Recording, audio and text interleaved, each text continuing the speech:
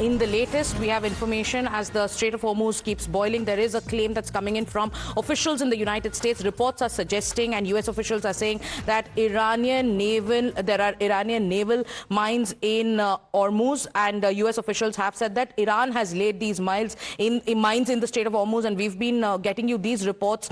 Yesterday, too, the U.S. said that there was no indication that Iran was laying these mines, but now there's a confirmation. The mines are being described as the most destructive weapons that the U.S. Navy has faced. So as per reports in America, as per the media in America, that earlier when the United States said that there was no indication that Iran was laying mines in the Strait of Hormuz, right now there are reports that are saying that yes, Iran has laid these mines in the Strait of Hormuz, and they are being described as the most destructive weapons that the U.S. Navy has faced. Srinjoy, currently an acknowledgement, an official acknowledgement maybe from officials in the United States, but we've been reporting about the deadly impact of these mines in the Strait of Hormuz, and now with US also acknowledging that these are the most destructive weapons that the US Navy has come across. What does this mean as the war enters the second week?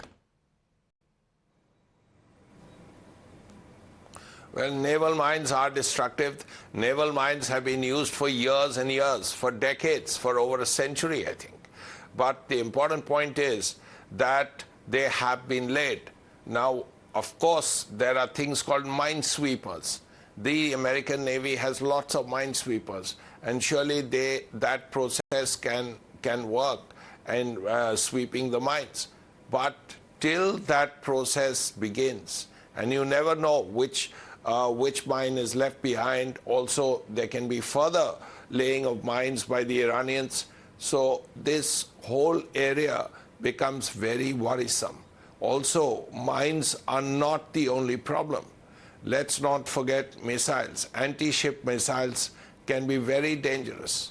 Also, a drone attack can be equally dangerous. Yes, there is an understanding, as was reported by Times Now yesterday, that because India is not involved in this war, if the Indian Navy is asked by the government to escort ships out of that area, then there will be no attacks on Indian ships and the Indian Navy. So that reassurance is there. But that does not stop the Iranians from targeting other ships. And if other ships are targeted, particularly tankers, then the petrol prices, crude oil prices will continue to shoot up. Already it's over $100. But there is a chance of this going higher and higher until the war ends, until other options are found. Like, let's not forget, some weeks ago, Mark Carney was here. Yes. The Canadian Prime Minister, and he spoke about oil coming from shale oil coming from Canada to India. Now, if that comes soon, that would be so welcome, because the Canadians have already done an agreement with India on this. The Romanians were here recently, and there is also some talk about that. But the Canadian oil is likely to be a very big plus for India, because one, it can come through a different route, the Pacific. If it comes from the Vancouver side, then it has no problem. The Straits of Hormuz are completely out of it. So that is a possibility. Other options are being looked at. You look at the Russians. If there is a waiver on sanctions for a month, then at least the private sector firms who buy from Russia can stock up for a long while. So that will be a plus.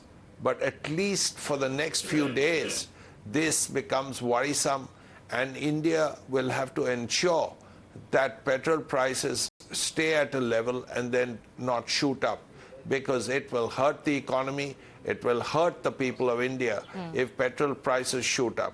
As it is, there is a rough calculation that if petrol prices, crude oil prices go beyond $100 a barrel, then the economy, the Indian economy, begins taking a hit. So that is something people have to work out and ensure that it doesn't happen. All right, Srinja, thank you for breaking down those details.